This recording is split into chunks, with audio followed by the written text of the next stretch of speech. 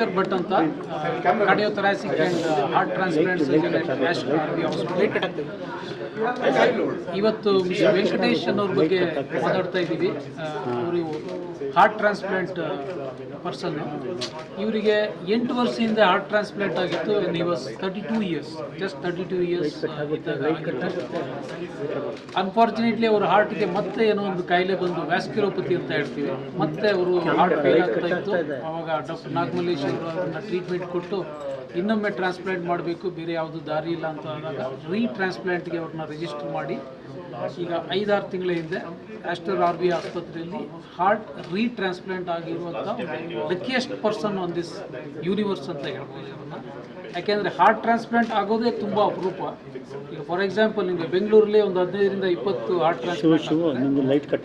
So ನಮ್ಮ ಆಸ್ಪತ್ರೆಯಲ್ಲಿ ಇಷ್ಟೊಂದು ಟ್ರಾನ್ಸ್ಪ್ಲಾಂಟ್ ಆಗ್ತಾ ಇದೆ.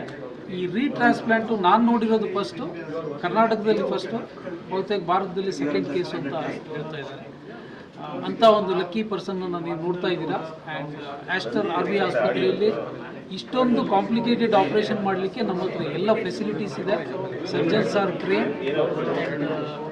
ಬ್ಲೀಡಿಂಗ್ ಕಾಂಪ್ಲಿಕೇಶನ್ನು, ಏನೇ ಕಾಂಪ್ಲಿಕೇಶನ್ ಇದ್ರೂ ಟ್ಯಾಕಲ್ ಮಾಡಲಿಕ್ಕೆ ಎಲ್ಲ ವ್ಯವಸ್ಥೆ ನಮ್ಮ ಹತ್ರ ಇದೆ. Thank you. ಇದು ಇವರು ನನ್ನ ಹತ್ರ 2016 ಆ ಟೈಮಲ್ಲಿ ಸಿವಿಯರ್ ಹಾರ್ಟ್ ಫೇಲ್ಯೂರ್ ಆಗಿ ಬಂದಿದ್ರು. ಅವಾಗ ನಾವು ಫಸ್ಟ್ ಟೈಮ್ ಹಾರ್ಟ್ ಟ್ರಾನ್ಸ್ಪ್ಲಾಂಟ್ 2016ನಲ್ಲಿ ಮಾಡಿದ್ದು. ಸೊ 2016 to 2021-22 ತುಂಬ ಹೆಲ್ತಿ ಆಗಿದ್ರು, ಏನು ಪ್ರಾಬ್ಲಮ್ ಇರಲಿಲ್ಲ. ಸೊ 22 ಅಲ್ಲಿ ಒಂದ್ಸಲ ಕೋವಿಡ್ ಆಯಿತು. ಕೋವಿಡ್ ಆದಮೇಲೆ not relating to that, but covid ಆದಮೇಲೆ ಪ್ರಾಬ್ಲಮ್ ಸ್ಟಾರ್ಟೆಡ್. ಅದು ಬ್ಲಡ್ ವೆಸಲ್ಸಲ್ಲಿ, ಅಂದರೆ ನಾವು ಗ್ರಾಫ್ಟ್ ವ್ಯಾಸ್ಕ್ಯುಲೋಪತಿ ಅಂತ ಕರಿತೀವಿ, ಬ್ಲಡ್ ವೆಸಲಲ್ಲಿ ಬ್ಲಾಕೇಜ್ ಶುರುವಾಯಿತು. ಅದು one of the complication of post transplant.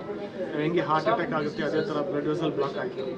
ಅದು ಬೇರೆ ಹಾರ್ಟ್ ಅಟ್ಯಾಕ್ ಆದಾಗೆಲ್ಲ ಅದರಲ್ಲಿ ತುಂಬ ಡಿಸ್ಕ್ರೀಟ್ ಬ್ಲಡ್ ವೆಸಲ್ ಬ್ಲಾಕ್ ಇರುತ್ತೆ. ಇದು ಓಲ್ ಬ್ಲಡ್ ವೆಸಲ್ ಬ್ಲಾಕ್ ಆಗಿಬಿಡುತ್ತೆ. ಆ ಥರ ಆಗಿ ನಮಗೆ 2 ಆಂಜಿಯೋಪ್ಲಾಸ್ಟಿ ಮಾಡಿದ್ರು ಅದು ಫ್ಲೋ ಎಸ್ಟಾಬ್ಲಿಷ್ ಮಾಡೋಕ್ಕಾಗಲಿಲ್ಲ ಸರಿಯಾಗಿ. ಸೊ ಆಮೇಲೆ ಪುನಃ ರೀಬ್ಲಾಕಿಂಗ್ ಚಾನ್ಸಸ್ ಜಾಸ್ತಿ ಆಯಿತು. ಅದರಿಂದ ಹಾರ್ಟ್ ಡಿಸ್ಫಂಕ್ಷನ್ ಆಯಿತು. ಸೊ ಅದು ಸೆಕೆಂಡ್ ಟ್ರಾನ್ಸ್ಪ್ಲಾಂಟ್ಗೆ ಪ್ಲ್ಯಾನ್ ಮಾಡಿದ್ರು. ಸೊ ಸೆಕೆಂಡ್ ಟ್ರಾನ್ಸ್ಪ್ಲಾಂಟ್ 2023 ಡಿಸೆಂಬರಲ್ಲಿ ಈ underwent second transplant. After second transplant ಸ್ವಲ್ಪ ಕಾಂಪ್ಲಿಕೇಶನ್ಸ್ ಆಯಿತು. ಅಂದರೆ ಬ್ಲೀಡಿಂಗ್ ಎಪಿಸೋಡ್ಸ್ ಜಾಸ್ತಿ ಆಯಿತು. ಮತ್ತು ಒಂದು ಎಪಿಸೋಡ್ ಆಫ್ ರಿಜೆಕ್ಷನ್, ಯಾಕಂದರೆ ಆಲ್ರೆಡಿ ಸೆಕೆಂಡ್ ಟ್ರಾನ್ಸ್ಪ್ಲಾಂಟ್ ಆದ್ದರಿಂದ ಒಂದು ರಿಜೆಕ್ಷನ್ ಆಯಿತು. ಅದನ್ನು ನಾವು ಕ್ಲೋಸ್ ಸರ್ವೆಲೆನ್ಸ್ ಮಾಡಿ ಮ್ಯಾನೇಜ್ ಮಾಡಿದೆವು. So after that is doing well. So ಇವಾಗ 6 months of transplant. Second biopsy ಮಾಡಿದ್ದೀವಿ, ಬಯಾಪ್ಸಿನೂ ನಾರ್ಮಲ್ ಇದೆ. So is doing well after second transplant. Thank you sir.